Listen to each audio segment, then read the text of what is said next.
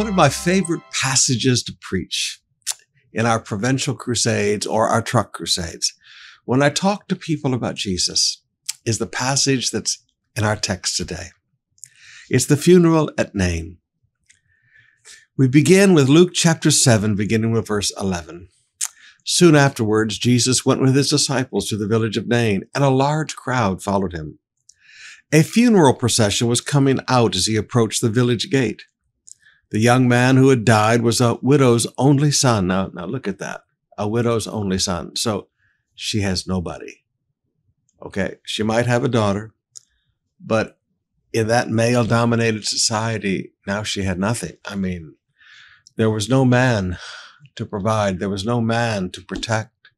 This was a very male-dominated society. Widows lived a very impoverished life in that day. And a widow without a son, no hope. So he approached this woman, the widow's only son, and a large crowd from the village was with her.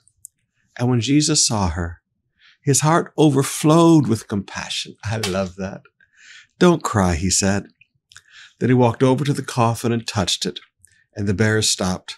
"Young man," he said, "I tell you, get up."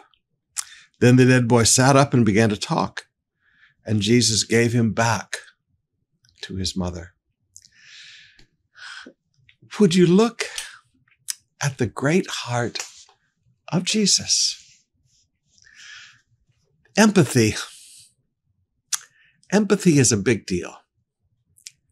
And there is no heart more empathetic than the heart of Jesus.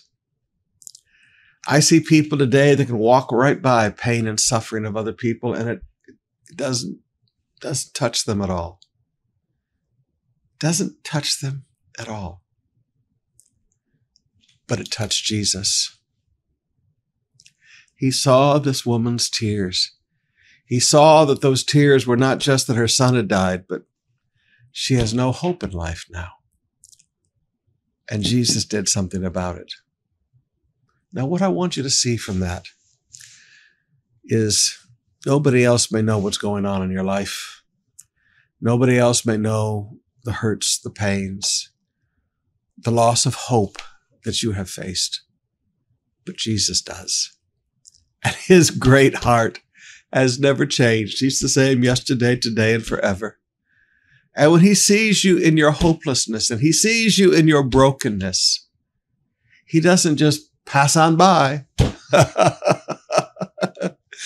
His heart overflowed with compassion then, and his heart overflows with compassion for you now. Please turn to Jesus.